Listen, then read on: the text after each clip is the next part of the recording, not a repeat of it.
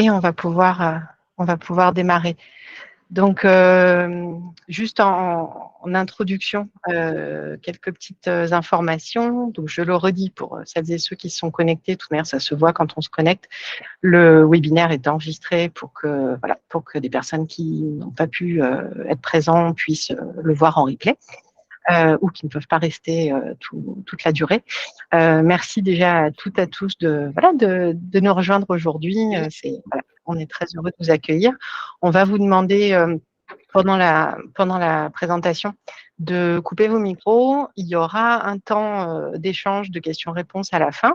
On a prévu du temps pour ça. Si vous souhaitez poser vos questions au fil du déroulé, pour pas les oublier, mettez-les dans le chat. Laetitia, qui était là, qui est allée avec moi pour piloter ça, va les prendre au fur et à mesure et puis pourra éventuellement les regrouper un petit peu par thème s'il y en a qui se recoupent. Et puis, écoutez, je crois qu'en introduction sur la technique, c'est tout. Je vous dis juste quelques mots en guise d'accueil pour vous présenter pour celles et ceux qui ne nous connaîtraient pas, IPAMA, qui nous sommes. Donc, notre métier, c'est d'accompagner et de former les acteurs de l'événementiel sportif, culturel, professionnel et du tourisme pour soutenir leur transition écologique et solidaire et les aider à structurer leurs engagements et leur démarche RSE.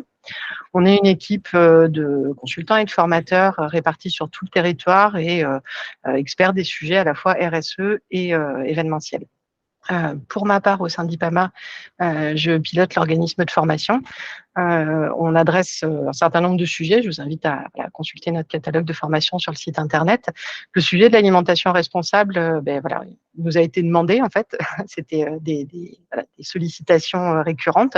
Donc on a fait appel à Arthur, à qui je vais passer le micro juste après, pour développer une formation avec nous sur le sujet, dont on vous dira quelques mots à la fin.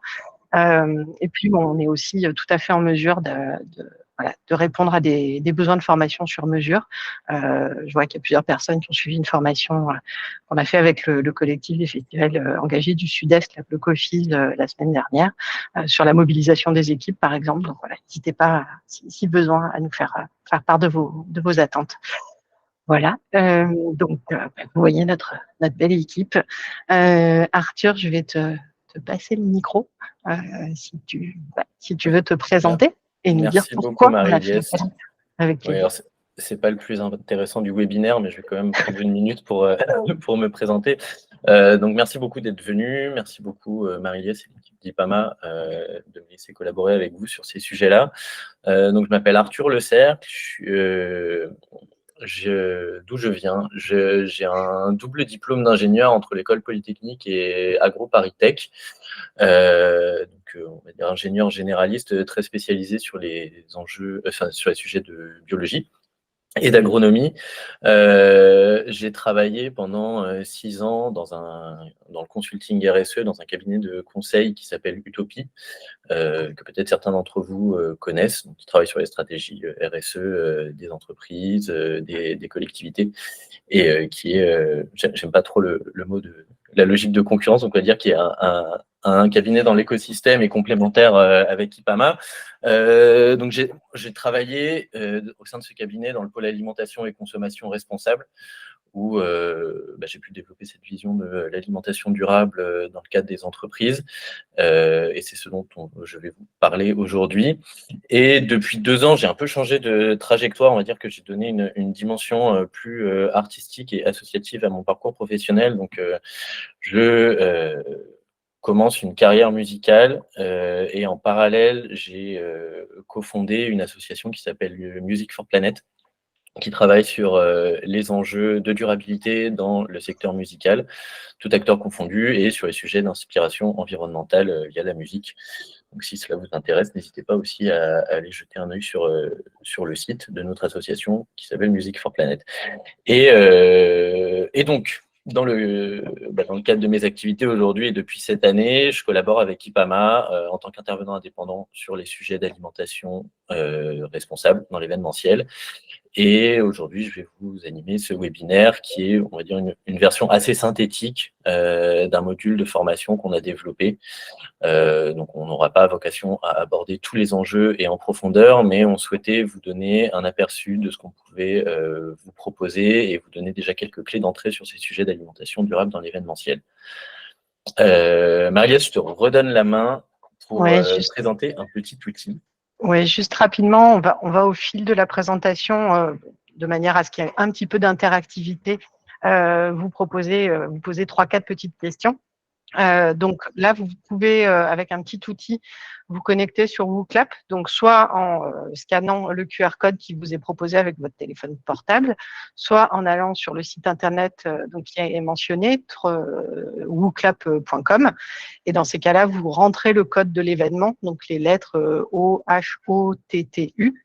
Et donc, dès qu'il y aura une petite question, logiquement, elle s'affichera sur votre téléphone portable et vous pourrez y répondre. Voilà. Je laisse quelques secondes le QR code affiché pour que chacun puisse se connecter. Je vais faire le test moi-même. Je ne jouerai pas parce que j'ai triché, j'ai les réponses. Ouais, j'ai les réponses, alors je vais pas jouer. Ok. Bon, et si c'est bon pour tout le monde, sinon vous nous faites signe dans le chat et on fera une petite pause et on vous remettra l'accès au QR code, quoi. Voilà. Donc, je te redonne la parole. Donc, alors, très rapidement, on va se poser la question de pourquoi faire un webinaire sur l'alimentation événementielle responsable.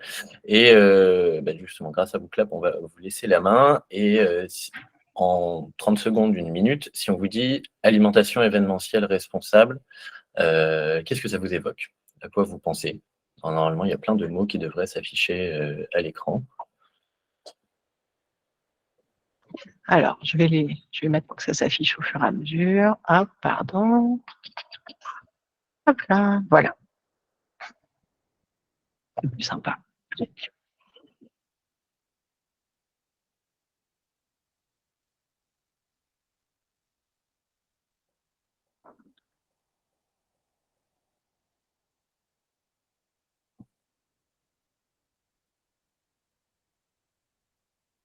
Hop là. Le compteur est arrêté. Alors, effectivement, il y a plein de sujets qui reviennent autour de l'alimentation, du local, du bio, du zéro déchet. Enfin, de toute façon, c'est des sujets qui commencent à rentrer dans les esprits et dans les pratiques des entreprises. Alors, Marie, si tu peux passer à la slide suivante. Et effectivement, l'alimentation responsable, l'alimentation de façon générale, on ne va pas citer tous ces enjeux au cours du webinaire, mais ce qui est assez central à comprendre, c'est que il y a vraiment des enjeux tout le long de la chaîne, que ce soit au niveau de la production des matières premières, de la transformation du conditionnement et dans ce qui vous concerne également, on va dire en bout de chaîne, de la restauration, de la consommation, de l'offre de produits aux consommateurs finaux. Et on travaille sur des chaînes de valeur qui sont souvent assez longues, avec beaucoup d'intermédiaires. On peut, en tout cas de ce que j'observe, une certaine déconnexion entre les différents acteurs et notamment les deux bouts de la chaîne, là où l'impact environnemental se situe véritablement au niveau de l'amont agricole. Et tout l'enjeu, en fait, est de véritablement comprendre le long de la chaîne de valeur quels vont être ces enjeux, notamment au niveau de l'amont agricole, comment mieux les appréhender, comment mieux comprendre les réponses qui peuvent y être apportées en termes de création de filières, en termes de labellisation, de démarches collectives, et de recréer on va dire les interactions qui peuvent se perdre entre les différents acteurs de la chaîne. Pour rentrer, s'il fallait véritablement me poser la question de pourquoi parler d'alimentation durable, c'est un sujet qu'on parle depuis longtemps, on ne va pas parler que de carbone, mais en tout cas, si vous avez lu les actualités récemment entre la synthèse du rapport du GIEC qui nous rappelle inexorablement l'urgence à agir vite et sur tous les fronts, le fait que la France ait diminué l'année dernière, enfin soit sur une tendance à la baisse, mais au demeurant insuffisante de réduction de ses émissions de gaz à effet de serre. L'empreinte carbone de l'alimentation d'un Français, je veux bien que tu restes juste avant Marie-Lasse, si ça te va. L'empreinte carbone de l'alimentation d'un Français, c'est 2 tonnes d'équivalent CO2. C'est à peu près 20%. Bon, les chiffres varient un peu, mais c'est à peu près 20% de l'empreinte carbone moyenne d'un Français. Mis en regard avec les objectifs qui ont été définis dans l'accord de Paris et qui impliqueraient qu'on arrive en 2050 aux alentours de 2 tonnes d'équivalent CO2 par habitant pour limiter le réchauffement planétaire à 1,5 degré d'ici la fin du siècle par rapport à l'ère pré-industrielle. On voit que l'alimentation est un levier d'action qui est non négligeable pour pouvoir répondre à ces enjeux planétaires. En ce qui concerne l'événementiel, je veux bien que tu passes à la slide suivante. C'est un enjeu qui est certain dans l'événementiel.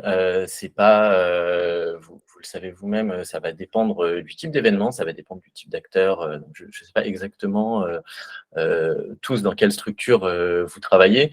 Mais là, l'exemple qu'on a, par exemple, c'est un bilan carbone consolidé de 9 structures du spectacle vivant. L'alimentation, ça ne compte que pour 7% de l'empreinte carbone. C'est quelque chose qui va être différent sur un type d'événement, c'est quelque chose qui va être différent si par exemple vous êtes un traiteur, et là clairement l'alimentation va être le gros de votre impact. Il y a pas mal d'outils qui se développent pour quantifier et mesurer effectivement l'empreinte de l'alimentation dans l'événementiel, mais il y a aussi on va dire de façon plus philosophique, le fait que l'événement, c'est un lieu de passage pour les publics, c'est un lieu d'expérience, c'est une possibilité d'inspirer des nouveaux comportements. Et là où l'alimentation est véritablement quelque chose de sensible, en plus d'être impactant par rapport aux enjeux environnementaux, il y a une responsabilité au niveau de l'événementiel de pouvoir aller inspirer de nouveaux comportements, de proposer des alternatives et de faire en sorte que les gens reviennent chez eux avec ces éco-gestes, des nouvelles façons de faire. S'il fallait être, tu peux passer à la slide suivante, Marie-Lasse. S'il fallait être plus prosaïque, on pourrait dire que de toute façon, l'environnement est en train de bouger. Il y a des cadres d'engagement collectif, normatifs, des initiatives qui se multiplient. Donc là, je vous ai mis quelques exemples, que ce soit le réseau Éco-événements, que ce soit Arviva qui travaille sur le spectacle vivant. Très récemment, en Nouvelle-Aquitaine, j'habite à Bordeaux, le RIM est en train de soutenir un collectif de festivals qui s'appelle les Festivals en Mouvement, qui travaille sur ces enjeux-là. Et donc, votre environnement professionnel est en train de bouger à travers ces initiatives qui sont là pour le coup volontaires. C'est quelque chose dont on parlait beaucoup à Utopie, mais on peut vraiment l'imaginer et miser dessus aussi comme le fait de s'engager sur ces sujets comme un impact marketing par rapport qui va être véritablement positif par rapport aux attentes des consommateurs. Et si on voit les choses de l'autre côté du miroir, éviter juste d'être celui qui est à la traîne et qui va se prendre un bad buzz parce qu'il n'aborde pas ces enjeux-là. Et de façon encore plus prosaïque, c'est s'engager sur ces sujets, ça va être une façon d'anticiper les évolutions réglementaires et la généralisation de l'éco-conditionnalité. Donc là aussi, c'est pareil, quelques exemples. On va dire que dans le monde du sport, en ce moment, vous n'êtes pas passé à côté des Jeux Olympiques de Paris en 2024. Là, sur le marché pour le catering, sur les sites de compétition, le fait d'avoir une démarche autour de l'alimentation durable, c'est 20% de la note pour obtenir le marché. Travaillant dans le milieu associatif, je me rends compte aussi énormément que les subventions, les appels à projets sont donc soit conditionnés par le fait d'aborder ces sujets. quand on a de l'alimentation dans ce périmètre, il faut travailler sur ces sujets. Et les appels à projets sont fléchés, enfin les aides financières sont fléchées vers des projets qui vont avoir un écho sociétal ou environnemental. Et c'est sans compter les évolutions réglementaires. Donc là, par exemple, la loi anti-gaspillage pour une économie circulaire qui est en train de se déployer en France et qui a déjà commencé à être déployée. Donc, tout un tas de raisons, on va dire, scientifiques, économiques, réglementaires, d'avancer sur ces sujets-là. Donc, voilà la raison pour laquelle nous faisons aujourd'hui un webinaire et pour laquelle nous développons une formation qui, on espère, fera écho chez vous. Là, dans cette deuxième partie, je vais vous présenter de façon assez succincte les enjeux qui sont importants à notre sens, ceux qui démontrent la complexité aussi de s'y attaquer. En préambule à cette partie, en fait, on pourrait dire que aujourd'hui dans l'alimentation, il n'existe pas le modèle parfait. Il y a une multiplicité de modèles qui peuvent être intéressants à explorer, mais il y a quand même deux tendances assez lourdes qui se dégagent et qui coexistent. On va dire le modèle business as usual qui s'est développé, qui est un modèle agroalimentaire qui est compétitif, industrialisé, qui est somme toute assez cohérent avec lui-même et qui dépend beaucoup des marchés mondiaux, mais qui est de plus en plus critiqué pour des impacts avérés sur l'environnement. On aimait bien parler chez Utopie de colosse au pied d'argile, en fait. C'est un modèle qui fonctionne, mais qui commence à atteindre ses limites et qui va être peu résilient, car en fait, ayant des impacts sur le changement climatique et qui va être impacté par le changement climatique. En parallèle, vous allez avoir le développement de modèles qui vont être plus sobres, qui vont être orientés davantage sur la qualité environnementale, l'équité sociale, les circuits courts, et qui peinent encore à véritablement accroître son échelle. Et en fait, au milieu de ça, vous allez avoir une multitude de modèles qui ont du mal à s'intégrer dans un des deux schémas. Et c'est là où, en fait, il y a un véritable enjeu quand on est un acheteur, quand on vend des produits à du grand public, à accompagner ces modèles avec une approche assez systémique du changement et en tout cas réinvestir l'intégralité de la chaîne pour avancer en collaboration avec l'ensemble des acteurs. Ceci étant dit, je vais commencer par, on va commencer par les impacts sur la biodiversité. Alors, à dessein, je parle à dessein de biodiversité parce que c'est pareil si vous avez suivi un peu l'actualité, notamment ce qui a été issu de la COP 15. On a beaucoup parlé d'empreinte carbone pour répondre aux enjeux environnementaux. On s'est beaucoup focalisé sur l'empreinte carbone. Le fait est qu'on n'arrivera pas à atteindre les objectifs qu'on s'est fixés au global si on ne traite pas également les enjeux de biodiversité. Et dans les enjeux de biodiversité, il y a notamment le fait qu'il faut réduire l'impact des produits chimiques qui sont utilisés dans le cadre des cultures, le fait de maintenir des écosystèmes qui sont fonctionnels. Et effectivement, on va dire que dans un modèle qui est assez conventionnel, les pratiques agricoles et notamment les insecticides vont avoir des impacts sur la biodiversité, sur les pollinisateurs. On va avoir des enjeux de surexploitation des espèces, on pense notamment à la surpêche, et également à travers la déforestation pour la production agricole ou alors le rejet de certains produits dans l'environnement, de l'eutrophisation qui va contribuer à la déforestation des habitats. Donc on a des vrais impacts, des vraies atteintes à la biodiversité qu'il faut gérer le long de la chaîne, et on ne l'a pas nécessairement mis, mais une réflexion aussi sur désuniformisation de la biodiversité qui est cultivée pour aller vers des modèles agricoles qui vont être plus résilients. Là où on va parler de colosse au pied d'argile, par exemple, on va le voir à travers la question qu'on va vous poser par la suite, mais en fait, là, notre capacité à produire une alimentation de qualité et suffisante est aussi dépendante de la biodiversité. Et le fait d'avoir des atteintes sur la biodiversité, c'est un peu le serpent qui se mord la queue. Donc, à votre avis, quel pourcentage, quelle part de notre alimentation dépend des pollinisateurs?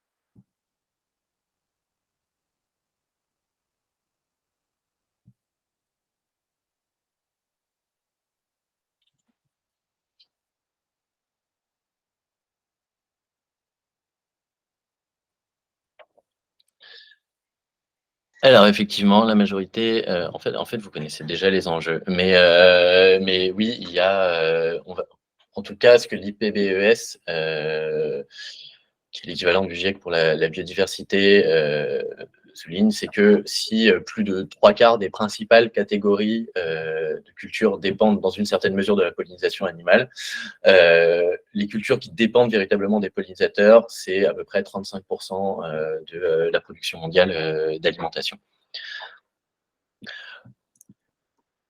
Concernant, si on revient sur les enjeux de carbone, donc effectivement, on l'a dit, l'empreinte carbone de l'alimentation d'un Français, c'est 2 tonnes d'équivalent carbone, à peu près 1/5 de son empreinte, sachant que ça va impliquer des produits des produits alimentaires qui sont produits en France et des produits alimentaires qui sont importés.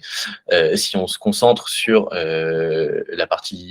sur l'agriculture, sur le secteur agricole en France, c'est aussi 20% de l'empreinte de la France, avec des produits qui vont être consommés en France, mais des produits qui vont être exportés aussi, et donc, on va dire, le gros de l'impact de l'agriculture en France, ça va être, le gros de l'impact de l'alimentation va quand même se situer au niveau de la production agricole à travers différents gaz à effet de serre. Donc là, on n'a pas nécessairement le temps de rentrer dans le détail, mais qui vont être liés aux pratiques de fertilisation, bien évidemment à l'élevage, qui est plus impactant que la production agricole, notamment du fait du cumul des impacts, puisqu'on produit des végétaux pour nourrir des animaux, le stockage des effluents. Et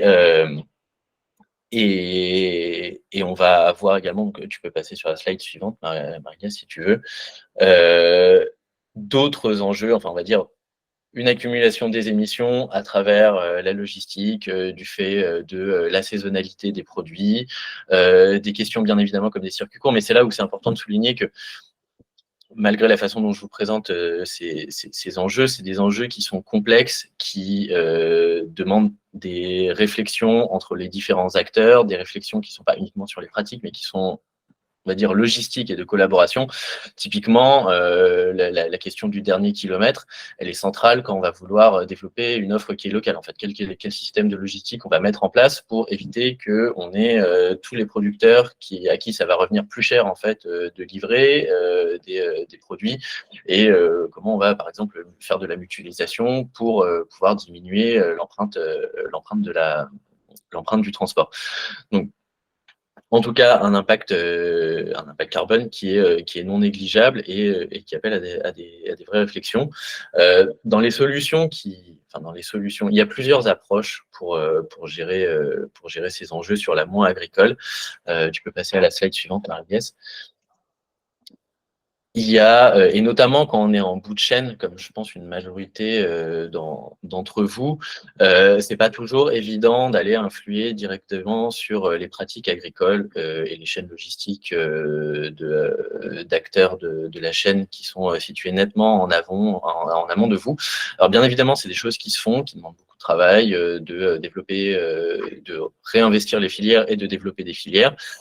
Mais c'est aussi intéressant de s'ancrer dans des démarches qui sont certifiantes, comme par exemple quelque chose qui est beaucoup porté par IPAMA, qui est l'ISO 20121, et qui va, enfin Marie-Lès en parlera mieux que moi si vous avez des questions, mais qui va permettre de s'inscrire dans une démarche de progression globale et de pouvoir traiter ces enjeux.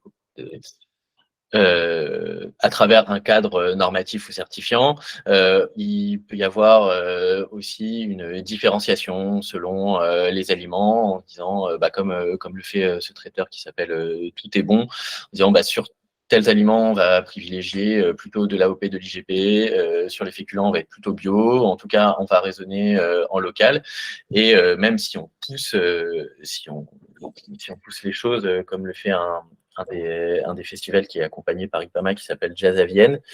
Et là, en fait, c'est vraiment une question d'approche méthodologique. C'est comment on va être capable de cartographier ces fournisseurs, de travailler avec eux et de travailler en étroite collaboration pour pouvoir co-développer un cahier des charges et pouvoir travailler sur des produits qui vont être plus respectueux de l'environnement à travers soit des certifications, soit des démarches privées, pouvoir travailler en local, mais en tout cas avoir vraiment cette logique d'écosystème et de partenariat avec sa chaîne de fournisseurs pour pouvoir atteindre ses objectifs quand on est, quand on est le dernier maillon de la chaîne. Avant de passer à la suite, et pour remettre un point sur pourquoi s'engager dans l'alimentation durable quand on travaille dans l'événementiel, on va vous reposer une question. Alors Marie-Lise, je veux bien que tu me remettes la question. Donc c'est ça, voilà. Si on prenait par exemple le cas de l'offre alimentaire et de la buvette des vieilles charrues, de combien est-ce qu'on pourrait diminuer, de combien est-ce que pourrait ce festival diminuer l'empreinte carbone en passant à une offre qui est locale et végétarienne?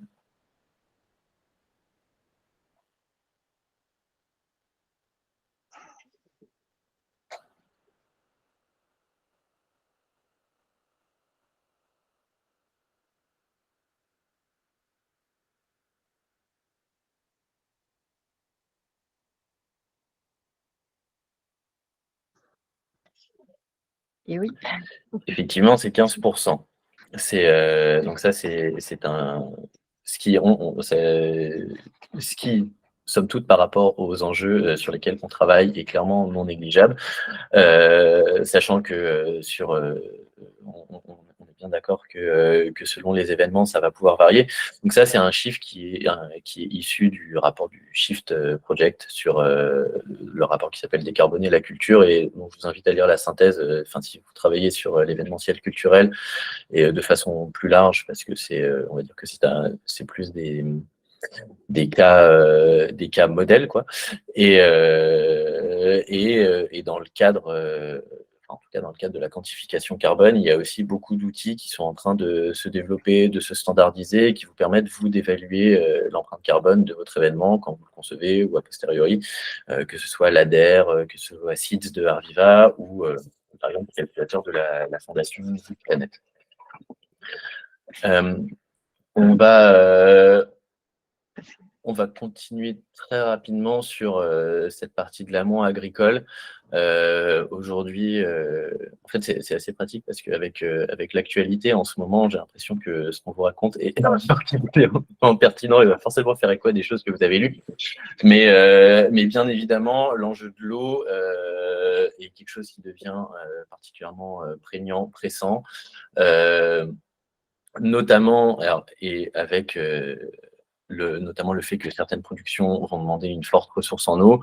Là, on a de nouveau le cas de l'élevage. L'eau, c'est aussi quelque chose qui... 50% de l'eau qui est consommée en France est utilisée pour l'irrigation. Alors, bien évidemment, on a besoin d'eau pour faire pousser des plantes. On va dire que dans les systèmes qui sont les plus intensifs, on va aussi irriguer des cultures pour augmenter leur productivité. Et c'est là où la question de l'intensification des modèles ou de la désintensification va aussi se poser. La carte qui est à côté, ce sont des projections sur le niveau en 2050, par exemple, en France, d'alerte de diminution de la ressource. Donc, il y a véritablement un enjeu qui est en train de vraiment se cristalliser autour de l'eau, qui va être complètement lié aux modèles agricoles qui sont mis en place et qui rentre également dans un cercle assez vicieux, puisque en fait, à mesure que les effets du changement climatique s'intensifient, en fait, le stockage, enfin la disponibilité et l'efficacité de la ressource vont diminuer. Le fait d'aborder l'eau, et là c'est aussi parce qu'on parle beaucoup de la France, mais ça permet d'introduire ce qu'on appelle les matières premières exotiques, comme le café, le chocolat, ça peut être la canne à sucre aussi par exemple. Tu peux passer à la slide suivante, Maria, si tu veux, mais il y a, enfin s'il te plaît même. Et il faut garder en tête qu'il y a un véritable enjeu de financement de la transition. En tout cas, moi, dans mon expérience professionnelle, les acteurs vont souvent essayer de changer leur mode d'achat, leur modèle agricole, sans nécessairement diminuer leurs coûts, alors que en fait, changer de modèle, ça demande des investissements qui vont se faire sur le long terme, ça demande un véritable accompagnement des acteurs. Et si effectivement, sur les matières premières exotiques, on a été beaucoup habitué à voir ces logos de commerce équitable, de fair trade, qui permettent d'assurer la subsistance des producteurs et de les accompagner dans un changement de pratique, ce sont aussi des véritables enjeux dans les pays du Nord. Vous avez sûrement vu ces produits en supermarché, c'est qui le patron, il y a une plateforme pour le commerce équitable Nord-Nord. Donc l'enjeu véritable de financement de la transition écologique est quelque chose qui est assez central et qui est non négligeable à intégrer dans son business model quand on veut faire évoluer son offre.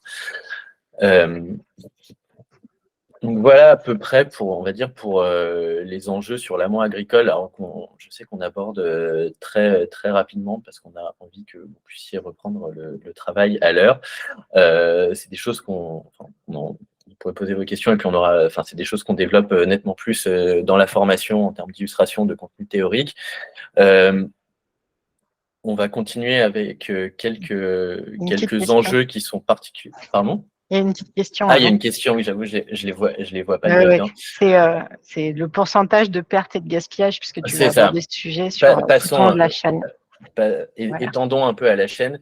Je pense que c'est quelque chose que vous savez, mais à votre avis, donc, quel est le pourcentage de perte et gaspillage le long de la chaîne de valeur agroalimentaire ? Je vous laisse un petit peu plus de temps, parce qu'il y a une ou deux personnes qui ont... N'hésitez pas à recharger votre page sur votre téléphone, si jamais... Normalement, la question se réaffiche bien. En tout cas, je suis en train de le tester sans y répondre, toujours, promis. Ça a l'air de fonctionner.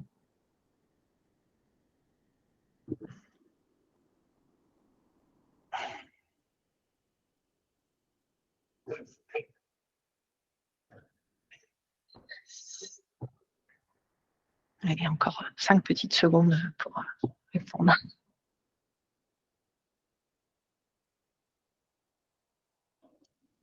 Et voilà.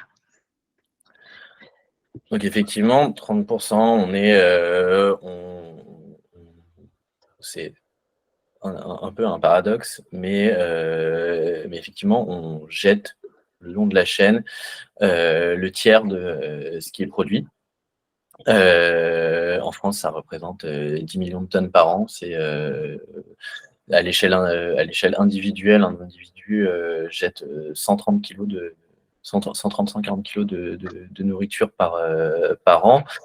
Et en fait, ce qu'il faut avoir en tête, parce que bien évidemment, c'est des enjeux qui sont traités quand on travaille dans l'événementiel, c'est des enjeux qui sont abordés, je pense, depuis un certain temps et qui ont qui de toute façon représentent un coût économique non négligeable quand on se retrouve à jeter un certain pourcentage de ce qu'on souhaite vendre.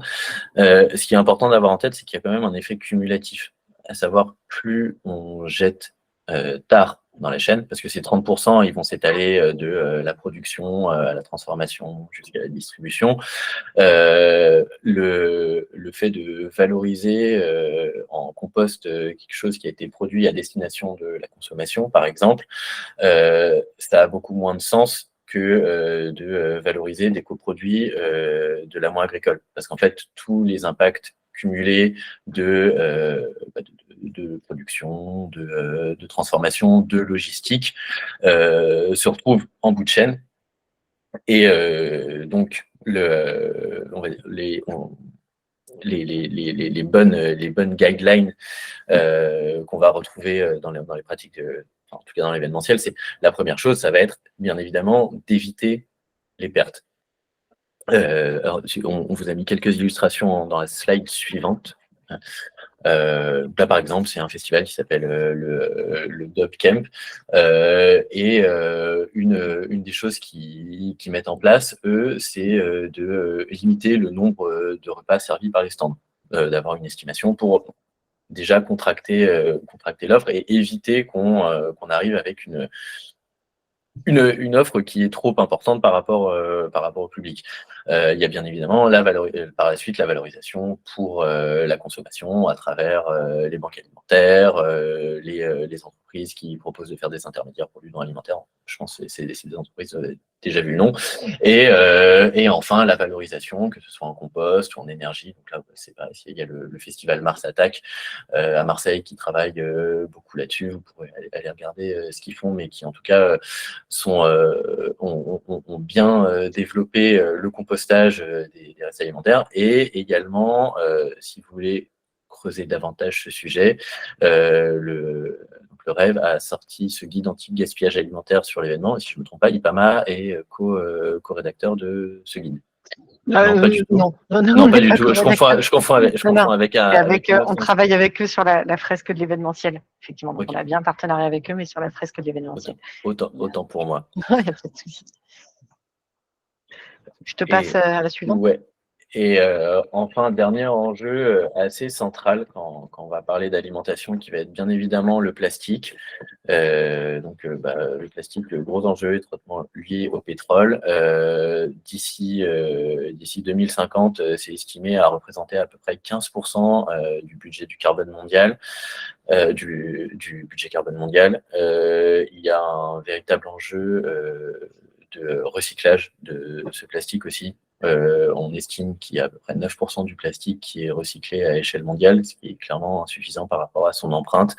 C'est des enjeux que vous connaissez bien dans le milieu culturel, à travers la vaisselle jetable, à travers les éco-cups, qui ont tendance à devenir une production de plastique supplémentaire aujourd'hui pour certains enjeux marketing. Mais en tout cas, c'est un enjeu qui est central à aborder quand on va parler d'alimentation durable, autant sur du plastique jetable que sur des emballages, et avec une réglementation qui est en train de pousser les acteurs à évoluer. Donc, il y a plein de choses à inventer autour de ça, en termes d'éviter, de réduire, que ce soit des fontaines à eau. Bon, là, visiblement, il réutilise sa bouteille d'eau sur la photo. Le fait de développer des bornes de tri comme à Jazz à Vienne qui sont adaptées, faciles à utiliser pour les festivaliers. Il y a énormément de choses à travailler sur ce sujet-là. Et enfin, donc, on a beaucoup parlé d'alimentation. On ne perd pas de vue qu'il y a aussi tout un enjeu sur la buvette, sur les boissons. Et on va dire qu'on va rencontrer globalement les mêmes enjeux que ceux qu'on vient de vous présenter sur tout ce qui va être production végétale, exotique, que ce soit la vigne, l'orge, la canne à sucre, les fruits, avec une nécessité à faire évoluer les modèles agricoles et sur les enjeux de packaging. Pour finir assez rapidement sur cette partie, donc je pense que vous avez saisi que ce sont des enjeux qui sont particulièrement complexes, qui sont assez interconnectés au niveau des opérateurs. C'est pas nécessairement évident effectivement d'aller voir les producteurs de telles pratiques agricoles. Donc, il y a aussi beaucoup de choses à travailler sur la compréhension des labels. Qu'est-ce qui relève d'un label officiel, qu'est-ce qui relève d'une démarche privée, est-ce qu'on parle de pratiques agricoles, comme je sais pas, les labels qui sont autour du bio, par exemple, des labels comme OOTS ou comme Rainforest, qui ne sont pas des labels de commerce équitable, qui n'ont qu'une garantie sur le prix, par exemple, ce qui va traiter de la déforestation, de l'équité, enfin, des parties du commerce équitable. Là où il y a aussi une nécessité à comprendre quelles vont être les controverses derrière des enjeux comme le MSC, par exemple, qui est assez décrié, où là, ça peut être plus intéressant, par exemple, d'aller travailler directement avec ses fournisseurs, plutôt que de passer par du MSC sur lequel on va avoir moins de visibilité, en tout cas, sur ce qui est fait. Je pense à HVE aussi pour certains produits. Donc là, c'est compliqué de rentrer dans le détail de tous ces labels, mais en tout cas, dans le cadre de la formation, on sera là pour pouvoir mieux décrypter ces différentes démarches qui sont un bon appui, en tout cas, quand on est en bout de chaîne, pour pouvoir développer une offre qui va être plus durable en termes d'alimentation. Là, par exemple, vous allez avoir, on va dire, un mix entre tout ce qu'on a dit, mais c'est donc le Cabaret Vert qui est un festival qui est particulièrement engagé sur ces sujets et qui va véritablement avoir une démarche proche d'une stratégie RSE pour aborder l'intégralité des enjeux de durabilité autour de son événement et notamment au niveau de l'alimentation, le fait de se fixer une ambition, des objectifs, une véritable feuille de route et un plan d'action pour pouvoir aborder ces enjeux à travers soit le partenariat avec ses fournisseurs ou alors en ayant recours à des labels, mais en tout cas d'avoir véritablement une compréhension des enjeux et de son écosystème pour pouvoir avancer sur ces sujets. Et enfin, quelques ressources qu'on vous propose, que vous pouvez explorer. Donc, l'ADEME a développé des guides sur l'alimentation et l'environnement, sur la restauration événementielle durable, une étude d'utopie sur les enjeux dans la restauration. Enfin, il y a plein de ressources aujourd'hui pour vous informer, pour vous inspirer, pour pouvoir mieux quantifier vos impacts sur ces enjeux-là et véritablement mieux comprendre vos enjeux. Et nous, ce qu'on vous propose, donc on va le présenter très rapidement pour avoir le temps de prendre quelques questions. Donc on a co-développé avec IPAMA un programme de formation, une formation qui dure une journée. L'enjeu, notre parti pris, c'est de pouvoir vous apporter, en tout cas sur ces enjeux et d'autres qu'on n'a pas eu le temps nécessairement d'aborder ce midi, un approfondissement théorique, technique et illustré par des exemples dans l'événementiel sur, alors, de façon contextuelle sur le changement climatique, mais vraiment plus en détail sur les enjeux du secteur agroalimentaire et dans l'événementiel. Et mais surtout, ce qui nous paraît intéressant, d'expérience, c'est de toute façon, même on va dire qu'en une journée, c'est assez compliqué de devenir expert sur ces sujets-là. On a vraiment envie de vous proposer une approche méthodologique pour pouvoir traiter ces enjeux en entreprise et comment faire évoluer son offre, qui vont être qui sont inspirés des choses qu'on peut faire dans nos métiers de consultant RSE, mais d'avoir véritablement une approche qui va être de diagnostic, de définition d'ambition, de co-construction de plans de progrès, et de vous proposer un cadre méthodologique pour pouvoir intégrer ces enjeux qui vont différer en fait selon la typologie d'acteurs que vous êtes, si vous êtes un festival ou si vous êtes un traiteur ou si vous êtes une agence événementielle, les enjeux vont véritablement varier, mais en tout cas, c'est véritablement important d'avoir un cadre méthodologique assez strict pour pouvoir aborder les enjeux de façon exhaustive et systémique et se donner une feuille de route. Et la deuxième partie de la formation, c'est de vous proposer une mise en situation pratique dans le cadre d'un atelier. Donc là, les cas pourront varier, puisque la formation peut être proposée en inter-entreprise ou en intra-entreprise. On pourra travailler de façon plus concrète sur un cas d'entreprise si on fait une formation en intra, et sinon prendre un cas un peu plus générique, on va dire, pour une formation en inter, en disant, par exemple, je suis un festival ou une agence événementielle. Comment je fais au vu des enjeux qu'on a vus dans la matinée pour écrire un cahier des charges qui va transformer mon offre de restauration, proposer une alimentation durable, et avec un enjeu aussi à réfléchir sur des bases de communication autour de ces offres, décrypter davantage comment s'inscrit une communication responsable quand on parle d'alimentation durable. C'est un atelier qui se fera avec des outils auxquels on commence à être habitué depuis que la vie est passée en visio. Donc avec Mural, et donc un atelier qui s'articule en 4 temps, avec une partie plutôt diagnostique, une partie réflexion stratégique et structuration autour d'objectifs, une co-construction d'un plan d'action et une ébauche de stratégie de communication autour de ces enjeux et de réflexion sur les messages clés. Oui, si tu me permets, juste parce Tout à qu'effectivement, fait.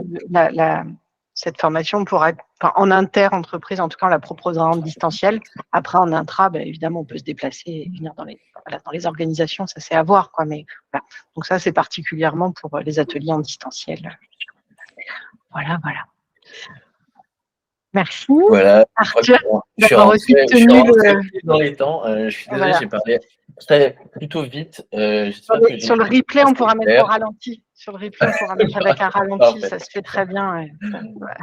Et donc voilà, on a bien conscience que présenter tous ces enjeux en peu de temps, c'est un certain exercice et qu'on ne peut pas rentrer nécessairement dans le détail de tout, mais c'était l'occasion pour nous de vous présenter la façon dont on aborde ces sujets, la façon dont on peut les illustrer et la façon dont on aimerait pouvoir vous apporter plus de contenu à travers notre offre de formation. Et maintenant, je me tais pour vous laisser la parole. Merci beaucoup pour votre attention, en tout cas. Merci beaucoup, Arthur. Oui, si vous avez quelques questions et tout, écoutez, c'est le moment aussi. Ça peut être d'échanger les uns avec les autres, de nous faire part peut-être de vos problématiques, de vos enjeux et de ce à quoi vous faites face dans vos métiers. Donc, n'hésitez pas, on a un petit quart d'heure là pour échanger et on va vous faire passer. Enfin, je vous préviens tout de suite aussi, d'ici quelques minutes, on va vous mettre en lien dans le chat un petit questionnaire de satisfaction juste pour pouvoir nous faire part de votre retour sur ce temps que nous avons partagé. Merci beaucoup. Je vous laisse la parole. N'hésitez pas. Laetitia, je ne sais pas si tu as pris des questions dans le chat. Il n'y en a pas eu. Tout le monde était concentré. Merci. Oui, vous aurez le replay et les slides, vous aurez les deux. Vous aurez les deux. Ouais.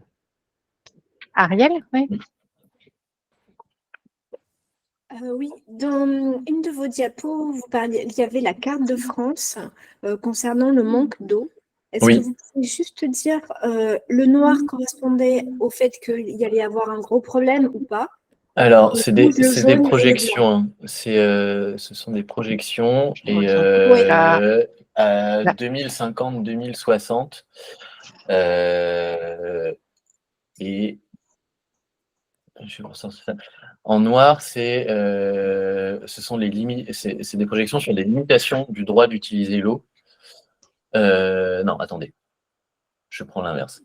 En orange, ça va être des limitations du droit d'utiliser l'eau. En rouge, des phénomènes davantage de crise avec des sols extrêmement secs et des vraies limitations sur l'utilisation de l'eau en dehors des usages qui sont prioritaires, comme l'eau potable, hôpitaux. En noir, ce sont des risques de pénurie en eau, dont potable. Plus de 10% des communes du territoire risquent des ruptures de l'alimentation en eau potable durant plusieurs semaines, voire mois, en plus de sols extrêmement secs. D'accord.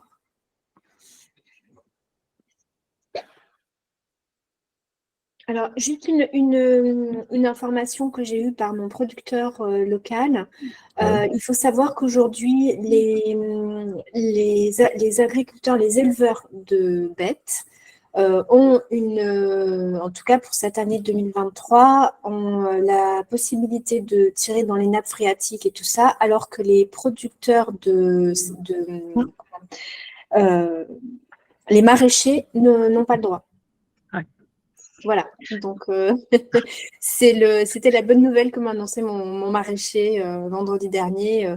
Voilà, et il disait, c'est ce qui me fait halluciner, c'est que voilà, ceux qui ont de l'élevage, ils ont souvent 150, 180, 200 hectares de maïs, de choses comme ça pour nourrir leurs bêtes. Et qu'en pleine chaleur, ils sont en capacité d'arroser leur champ de maïs, alors que le maraîcher qui va faire une production pour les humains aussi n'a pas le droit d'arroser, n'aura pas le droit d'arroser. En tout cas, c'est ce qui se profile pour cet été. Ouais. C'est intéressant Ouais, parce que merci Ariel, ça interroge beaucoup ça interroge beaucoup nos choix de consommation. C'est-à-dire que voilà, plus on est aussi demandeur de viande et de ça, plus ça a ces impacts-là. On se sent un peu impuissant, mais en même temps, n'oublions pas que c'est aussi. Mais je pense que après moi, pour être dans la partie plutôt cuisine, santé, puisque je suis spécialiste dans la cuisine sans allergènes, il faut savoir que tout le monde ne peut pas être végétarien. Et il y a des personnes qui, malheureusement, peuvent perdre leur santé s'ils passent végétariens. Donc, c'est là où il faut faire attention dans les discours, d'être équilibré dans toute cette partie et finalement de faire un choix vraiment respectueux d'un producteur qui va produire effectivement un peu de viande, mais en tout cas, pas sur des grandes échelles, pas… c'est ça, la question se pose vraiment autour de comment l'offre qu'on propose va pouvoir tirer les modèles. Parce qu'en fait, typiquement, sur la question de l'eau qui devient vraiment un sujet de tension, il n'y a pas de label non plus, pour le coup, qui va dire mon produit est économe en eau ou pas.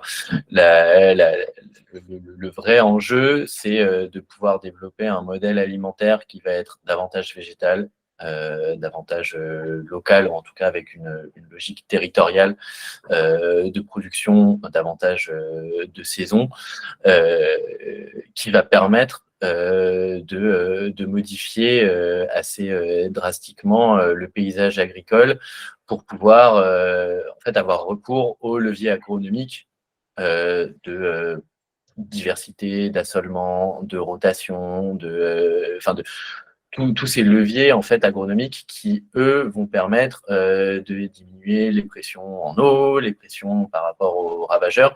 Et si on caricature un peu, mais c'est des choses qui se font aussi. Ça peut plus fonctionner avec une logique de produire du maïs, d'irriguer du maïs pour en produire en monoculture ou en alternance courte, maïs blé, ou maïs colza, pour pouvoir nourrir des bêtes. C'est ce modèle-là qui est pas soutenable et qu'il faut réussir à accompagner pour qu'il se transforme. Et ça va passer par effectivement des choix de consommation et des offres de consommation, notamment dans l'événementiel. Mais ça ne veut pas dire nécessairement abandonner la viande. Mais je regardais les chiffres. Je regardais les chiffres hier en préparant le webinaire, et typiquement en France, la consommation de viande, elle ne diminue pas, par exemple. Elle va diminuer chez le boucher ou des choses comme ça, mais par exemple, elle est soutenue par le fait qu'on consomme énormément de viande dans des produits transformés, que ce soit des sauces, des plats préparés, des choses comme ça, et qui ne sont pas nécessairement des gages de qualité de production de la viande et des productions végétales qui sont derrière. Merci. Arthur, est-ce qu'il y a une autre ou plusieurs autres questions? N'hésitez pas. Peut-être même si moi je peux vous poser une question, je pense qu'on vous la pose dans le questionnaire de satisfaction, mais est-ce que est-ce que vous avez appris des choses à travers ce webinaire? Est-ce que c'est des enjeux sur lesquels vous pensez que dans le cadre de vos métiers, vous êtes suffisamment informés? Est-ce que c'est des aspects que vous pensez avoir besoin de creuser davantage pour mieux comprendre ces enjeux et faire évoluer votre offre? Enfin, c'est intéressant aussi pour nous de comprendre, on va dire, la maturité de chacun des acteurs sur ces sujets. Alors, qui va se dévouer? Attention, je vais tirer quelqu'un au sort. Sinon, vous répondrez anonymement dans le questionnaire. Ouais. Ça nous va aussi. Oui. Il y a de l'espace prévu. Et effectivement, si vous pouvez prendre 2 petites minutes pour répondre au questionnaire, c'est vraiment intéressant pour nous d'avoir votre retour. Voilà. Et vous n'osez pas prendre la parole ici.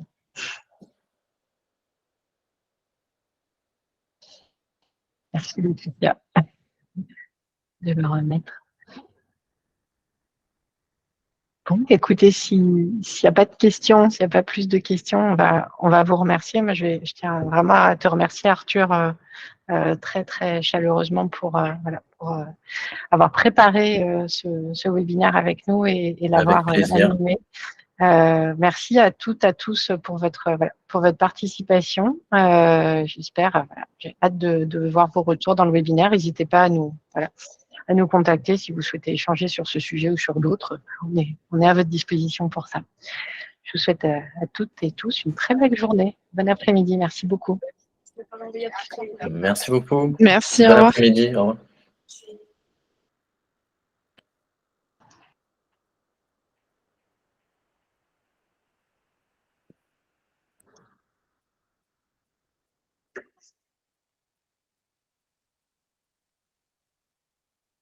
Je quitte aussi, Marie-Liesse. Je t'appelle juste après. Oui, si tu veux. Sinon, tu restes là, puis on peut discuter 2 minutes.